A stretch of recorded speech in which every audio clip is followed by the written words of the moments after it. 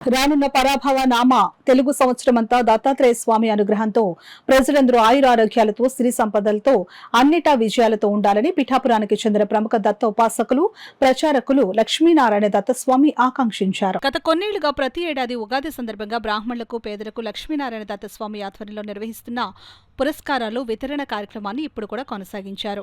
పట్టణంలోని తన నివాసంలో పలువురు బ్రాహ్మణులకు పేదలకు పురస్కారాలు అందించి బియ్యం వస్త్రాలు వితరణ చేశారు. అంతకుముందు తన మాతృమూర్తి పాదాలను అభిషేకించి ఆశీస్సులు పొందారు. అనంతరం అతిథులందరినీ ఘనంగా సత్కరించారు. ఈ సందర్భంగా లక్ష్మీనారాయణ దత్తస్వామి మీడియాతో మాట్లాడారు. శ్రీ పరాభవనామ సంవత్సర ఉగాది పర్వదిన శుభాకాంక్షలు. దక్షిణ కాశీ భూమండలంలో అత్యంత శక్తివంతమైన క్షేత్రం పిఠాపురం.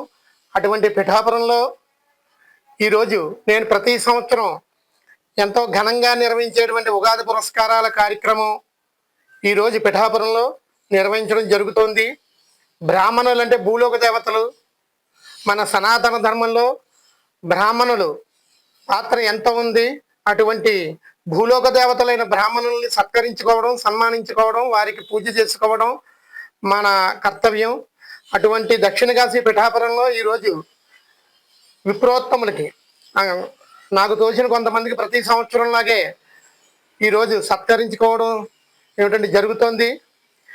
ఇది ఎంతో అదృష్టం ఉంటే కానీ ఈ కార్యక్రమం చేసుకునే భాగ్యం కలగదు. ఈ కార్యక్రమాన్ని ముందుగా నాకు ఈ పవిత్రమైన మానవ జన్మ ప్రసాదించిన మా అమ్మగారికి, మా యొక్క మాతృమూర్తి గారికి పూజా కార్యక్రమం చేసుకుని పవిత్ర కార్యక్రమం మొదలుపెట్టడం జరిగింది. ముఖ్యంగా దత్తాత్రేయ స్వామి అనుగ్రహం కోసం వీళ్ళందరూ కూడా రావడం జరిగింది.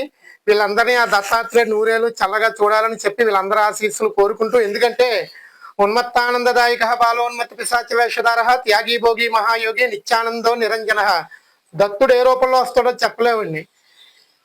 ఇప్పటికీ పిఠాపురంలో స్వామివారు భిక్షాటం చేస్తూ ఉంటారు. ఏ రూపంలో తిరుగుతారో చెప్పలేం. 3 తలలతోటి 6 చేతులతోటి వస్తారని కాదండి.